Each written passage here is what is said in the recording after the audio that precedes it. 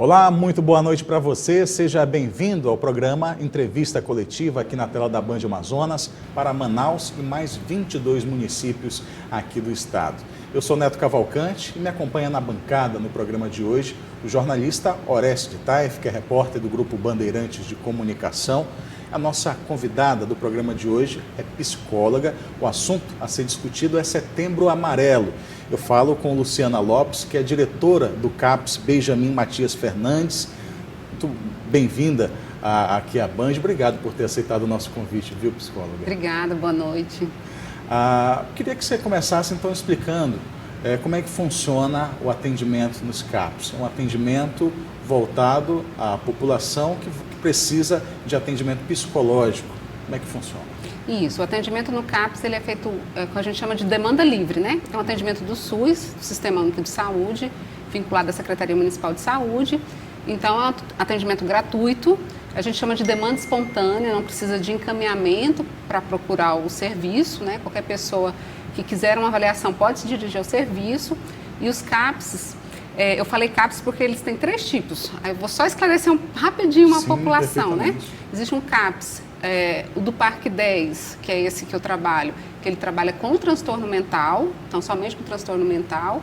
Existe um CAPS que funciona no Adrianópolis, que é para pessoas que fazem uso abusivo de álcool e outras drogas. O CAPS AD. AD, isso. Perfeito. Por isso é que é o AD, né, de Sim. álcool e drogas. Existe um outro CAPS I, que é infanto-juvenil, que é para crianças e adolescentes até 18 anos. Esse está no Parque das Laranjeiras. Então, familiar ou o próprio paciente, por demanda espontânea, pode procurar esses serviços. Eles vão trabalhar, o CAPS de transtorno mental trabalha com transtornos mentais graves, severos e persistentes, transtornos que não conseguem se resolver na atenção primária. E chegando lá, ele será avaliado e a partir dessa avaliação vão ser feitas condutas necessárias para cada caso. Então, cada pessoa vai ser olhada e cuidada na sua individualidade. Certo. E a gente está nesse mês de setembro, que é um mês que tem uma campanha muito grande de conscientização com relação à prevenção ao suicídio. Como é que a gente pode ajudar, como é que a gente pode levar mais informação para as pessoas por conta desse tema? Eu acho que o primeiro passo é esse que a gente está dando, é falar sobre o suicídio não ser mais um tabu, né? As pessoas, por diversas questões, não gostam de falar, por exemplo, que um familiar seu anterior, né, antepassado, cometeu suicídio, ou que alguém da família já fez uma tentativa de suicídio, porque esse é um tema tabu. Então, o primeiro caminho é falar sobre. O segundo é, enquanto sociedade, acolher as pessoas que falam desse sofrimento, né? Que falam que estão pensando em tirar a sua própria vida. E o terceiro passo que esse mês traz é trazer a questão do suicídio como um problema grave de saúde pública, né? Que precisa ter um olhar da saúde para prevenir, para oferecer cuidado. Pesquisas da Organização Mundial da Saúde dizem que 95% dos casos de suicídio podem ser evitados se for oferecido um cuidado de saúde mental prévio. 95%? 95%. Olha 95%. Só, a gente precisa realmente ajudar essas pessoas que passam por problema. Pois a gente fala, muito se diz desse tabu, né? E esse tabu, inclusive no jornalismo mesmo, a gente acaba não incluindo o suicídio como notícia, justamente naquela velha tentativa de não incentivar ainda mais esse problema. Mas a gente sabe que tem aqui ocorrido bastante em Manaus e tem alguns pontos em que acontecem que servem de cenário para esse tipo de problema. Ponte Rio Negro, enfim, como é que vocês mapeiam, né, fazem esse mapeamento dos locais que acontecem, que tem mais incidência de suicídio aqui na cidade e no estado como um todo? A saúde pública, ela tem, o que já está sendo falado bastante nos casos, né, do Covid, a vigilância em saúde, né? Então, o suicídio também é um problema de saúde que é mapeado pela vigilância em saúde.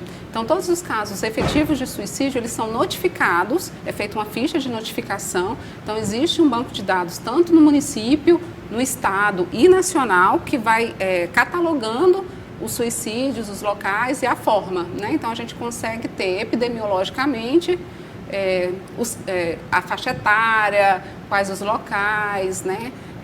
A questão das pontes é uma questão mundial, né? Então, assim, não é um fenômeno local. As pontes são pontos sensíveis. E aí existe inclusive trabalho de voluntários que é feito na ponte, existem algumas propostas, inclusive de subir, né? Em Natal teve uma experiência bem interessante das placas, né? De prevenção ao suicídio. De certa forma, os patrulheiros ali da ponte, aqueles policiais, né? Eles também são um apoio importante. Então, se consegue mapear dessa forma.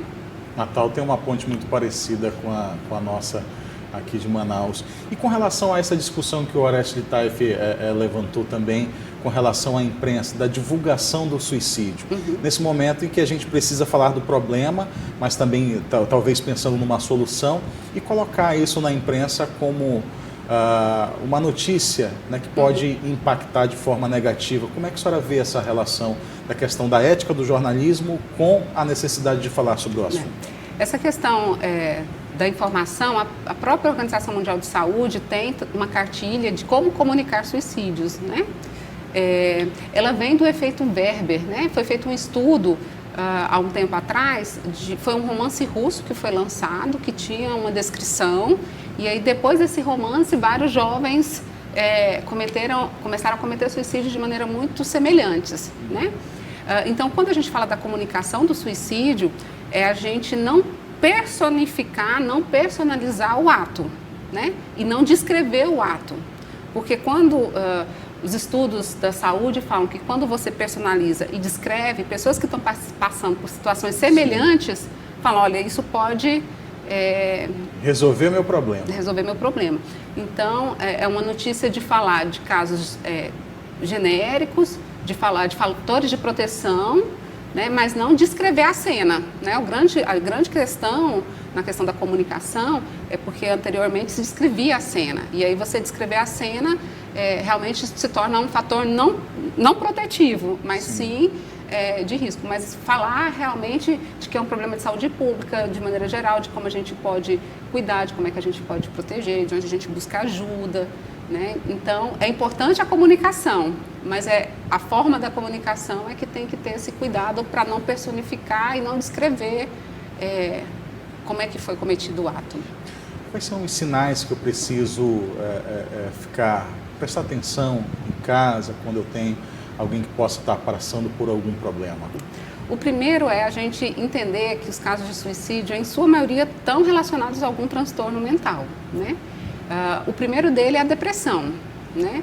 Então, isolamento social, insônia, deixar de se relacionar com os amigos, sentimento de menos-valia, de eu não tenho valor nenhum, né? Não sirvo para nada, né? Esse é um sinal bem importante.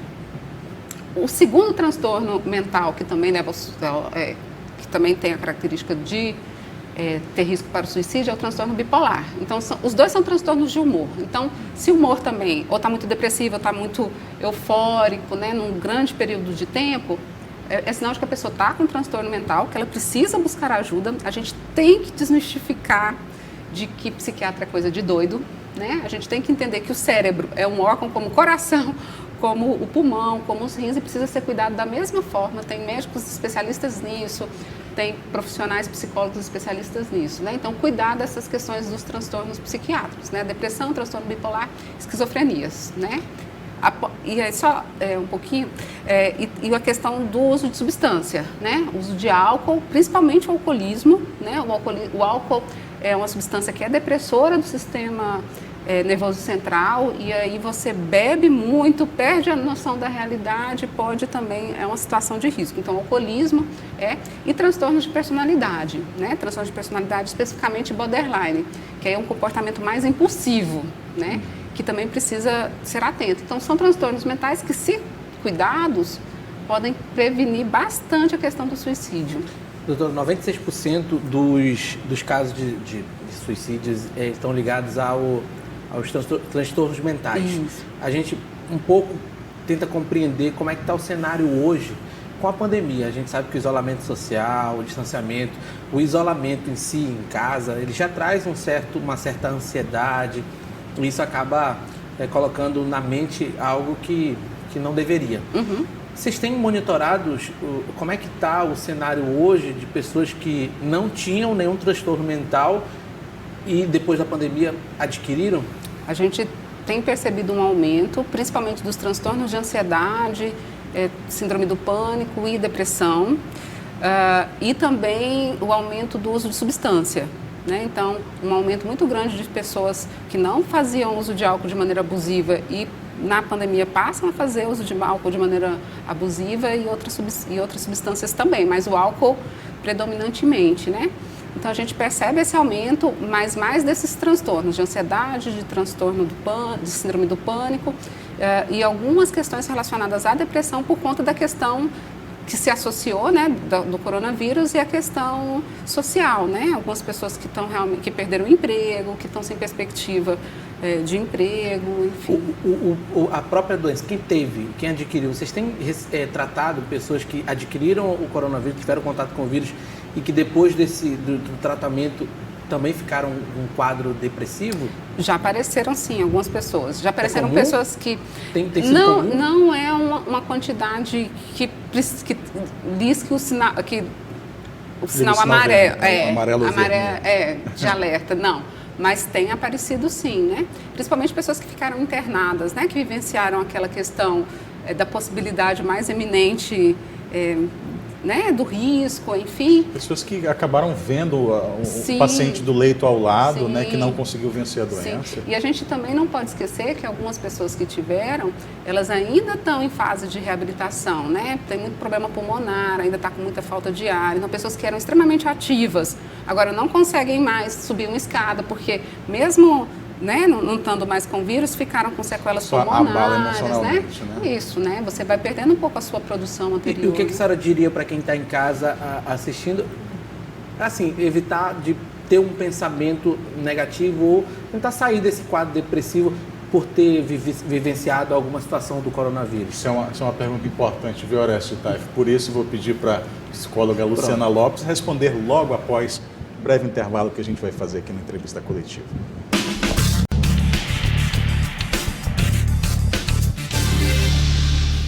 De volta aqui com o programa Entrevista Coletiva na tela da Band Amazonas. No primeiro bloco a gente finalizou com o repórter Orestes Taif fazendo uma pergunta importante que eu pedi para você repetir, Orestes, por favor. Pois é, eu questionava justamente a psicóloga, a Luciana, justamente muita gente teve contato com o coronavírus, ficou com esse quadro depressivo. E o que a senhora diria para essas pessoas que ainda sentem em algum momento do dia alguns sintomas depressivos? Enfim, o que a senhora diria para quem está em casa poder ajudar essas pessoas que estão ainda com esse quadro depressivo em decorrência do coronavírus? A primeira coisa que eu diria tem jeito, não é frescura. Busque ajuda, existem profissionais capacitados e fale com a pessoa que está mais próxima de você.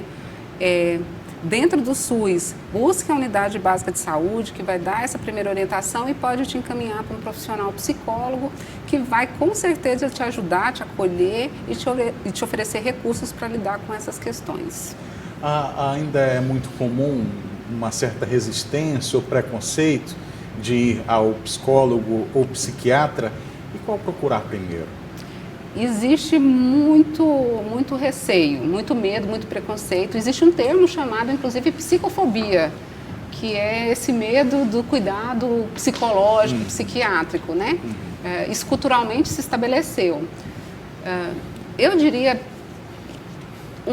qualquer profissional dá para se buscar primeiro. Qualquer um deles, ou psiquiatra ou psicólogo, vai conseguir, num primeiro momento, fazer o diagnóstico e te orientar para o melhor profissional. O psicólogo vai falar assim, não, isso aqui você precisa procurar um psiquiatra. Ou o psiquiatra também fala, né?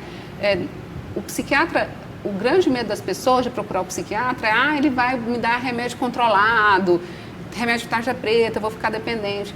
Os psiquiatras não vão fazer isso. Ninguém vai prescrever uma medicação se você não precisar dessa medicação, né?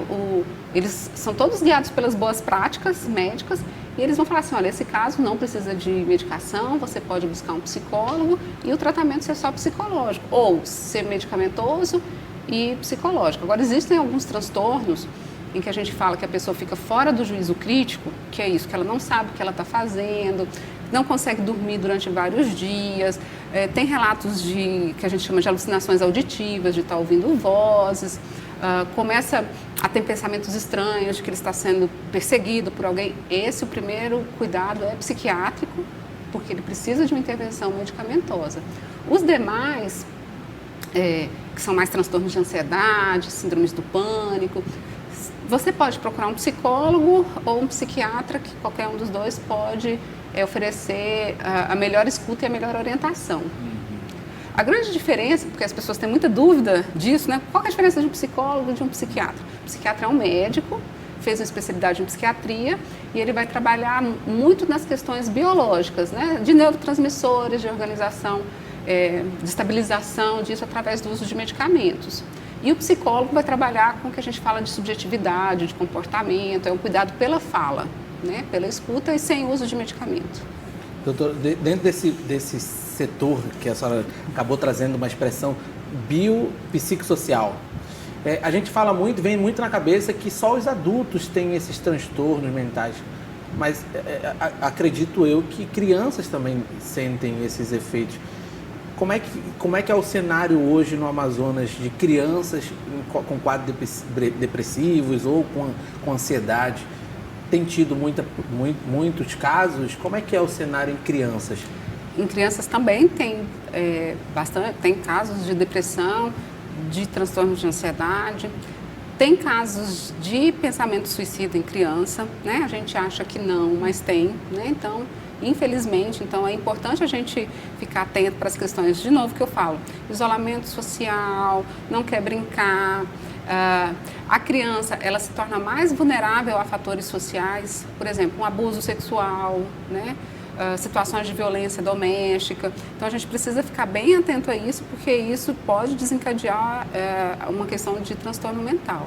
A Prefeitura de Manaus, né, a Censa, pelo SUS, oferece o CAPESI, justamente por se entender que a depressão e os transtornos psiquiátricos também estão presentes nessa faixa etária. Então, também é uma faixa etária que precisa de bastante atenção. E o que é mais importante, quanto mais cedo se começa qualquer tipo de tratamento ou de busca de ajuda, melhor é o prognóstico para qualquer doença, e para a questão dos transtornos mentais não é diferente. Como é que é o acolhimento no CAPS? Esse tipo de busca por ajuda não é algo que deva ser compulsório, ninguém vai arrastado pelo braço, né? A pessoa precisa ter vontade de ser ajudado. Como é que é feito esse acolhimento e o papel também da família nesse processo? Perfeito o que você está falando. O CAPS, ele é um serviço que a gente chama de porta aberta, ou seja, a pessoa vai se quiser, ela fica se ela quiser, né? O tratamento ele não é imposto, a gente tenta através do vínculo, para as pessoas que têm dificuldade de adesão, construir esse processo de cuidado. Então, o acolhimento ele é feito por um terapeuta, especialista em saúde mental, das várias formações profissionais, porque como é biopsicossocial, a gente trabalha com várias formações profissionais. Então, é um acolhimento demorado, né? A gente até brinca, não é aquele atendimento de 15 minutos, tem acolhimentos que eu já vi os colegas fazendo que demoram 1 hora, né? Que é o primeiro contato, a gente vai querer saber a história, por que ele está ali. E aí, a partir daí, a gente vai marcando os demais profissionais de acordo com a necessidade desse paciente. E aí, a gente vai também oferecendo terapias. O CAPS, o objetivo dele não é que tudo da vida do paciente aconteça no CAPS, né? A gente oferece esse atendimento no momento da crise, mas a gente quer que as pessoas estejam na vida também, né? Então, no primeiro momento, começa o atendimento no CAPS, depois a gente vai oferecendo outras alternativas para o paciente. Então, esse acolhimento, ele tem esse papel de fazer essa escuta para entender o que está acontecendo com o paciente e oferecer os locais de saúde mais apropriados para o cuidado dele. Qual o tipo de encaminhamento que lá no CAPS faz? Dos mais diversos, assim, a gente... Psiquiatra não tem lá, por exemplo? Não, tem psiquiatra. Tem psiquiatra? Tem, a gente tem psiquiatra que oferece o atendimento lá dentro. Lá de profissional a gente tem psiquiatra, tem psicólogo, tem terapeuta ocupacional, tem nutricionista, tem assistente social, então são profissionais de educação física, enfermeiros, então a gente tem as mais diversas profissões que se unem, né, para tentar dar esse cuidado realmente biopsicossocial. Então, ele não é médico centrado, ele tem um psiquiatra como um dos membros da equipe, né? Então, o olhar bio é dele, psicológico do psicólogo, social do assistente social, enfim, aí esses profissionais eles se juntam para atender o paciente de acordo com a demanda dele. A partir do momento que ele vai evoluindo, a gente vai começando a encaminhar para o mercado de trabalho, se for o caso, trabalhar na reabilitação, na questão do trabalho também. Isso né? É importante, porque muitas vezes a frustração está dentro de uma perspectiva de não atender, por exemplo, as necessidades da família em casa, não ter um trabalho, né? Então tem esse acompanhamento social importante. Isso, o viés é muito na parte da reabilitação mesmo, né? De voltar à questão produtiva. Às vezes, devido ao comprometimento né, psíquico de um transtorno mental grave, ele não consiga ser, sei lá, um engenheiro, mas ele consiga fazer um curso de mecânica. Né? E aí ele se sentindo produtivo, isso já melhora bastante, né? As condições de vida, as relações familiares, então a gente trabalha nessa perspectiva. Relacionamento amoroso, rompimento, traumático, isso leva as pessoas ao atendimento também? É preciso ter cuidado com relação a esse período também por conta do suicídio? Então, ou a pessoa precisa ter algo Eu acho que esse né? nexo causal, o suicídio, a gente fala que ele é multifacetado, né? É um fenômeno que a gente não consegue fazer esse nexo causal tão claro igual outras doenças, por exemplo, né? O Covid a gente sabe que é o vírus, né? Mas a questão da tentativa do suicídio, a gente não consegue ver aonde é que está aquele parafuso que a gente precisa, porque é multifacetado. Então, pessoas que numa situação de término, enfim, já pensaram, planejaram ou tentaram, não é somente o término, né? Existe uma estrutura de personalidade anterior, de repente existe um cuidado anterior que não foi, né, uma depressão anterior, alguns outros fatores anteriores, e aí o suicídio né, o rompimento é aquele estopim, mas não é a causa. Porque o suicídio a gente não consegue. Gatilho, assim. Não, a gente não consegue identificar esse nexo causal. E aí, só um dado importante, já que a gente está falando disso, a gente fala também dos sobreviventes do suicídio. Quem são esses? São os familiares, né? Porque muitas vezes os familiares entram no sofrimento porque eles ficam na mente deles pensando o que eu fiz, né? Se eu tivesse me atentado a isso, se eu tivesse... E aí é muito importante a gente cuidar dessas pessoas e dizer assim, vocês fizeram o máximo, mas também não é responsabilidade, a gente não pode responsabilizar... Tirar o peso, né? A gente não pode responsabilizar a família, né? Por isso, né? Acho que não... E aí tem estudos que dizem, por exemplo, estudos de luto, né? Que vão falando da dor do luto, e aí, né, foi feito um estudo americano que ele vai elencando quais são as piores vivências de luto, né? E eles chegaram à conclusão que o luto mais sofrido é de um pai ou uma mãe que perde o filho pelo suicídio, né? Então, perder o filho é o pior dos lutos. Aí, a gente, né, nessa escala, se for por uma doença natural, terceiro, se for por um acidente, assassinato, segundo, e o suicídio é a dor mais profunda, né? O sentimento mais profundo, porque a família fica também... sofrida e precisa de cuidado. Com essa culpa, né? Com essa culpa, Só né? acha que tinha a obrigação de cuidar e talvez não tenha cuidado da forma... Não tinha prestado atenção. E aí o que a gente pode dizer é que você fez o possível, né? Mas não tem como responsabilizar, porque não existe esse nexo causal, assim, né? Foi culpa desse, foi culpa da... E como identificar um possível suicida? A primeira coisa é perguntar. Né? A gente tem muito receio de perguntar. A gente tem que, quando a gente percebe que a pessoa está se isolando, está sozinho, a gente pergunta, você está pensando em se matar? Né? E essa é a pergunta fundamental. E a partir disso fazer uma escuta acolhedora. Né? Agora, se identifica isso com esses sintomas, né, depressivos, quando você começa a... Tem muitos familiares que relatam que pegam um bilhete, né, da pessoa já começando a escrever, né, como é que, né, encontra no canto, isso, né, enfim, comportamentos realmente de planejamentos, de coisas de futuro que de repente não se estava pensando. Então, isso é um sinal.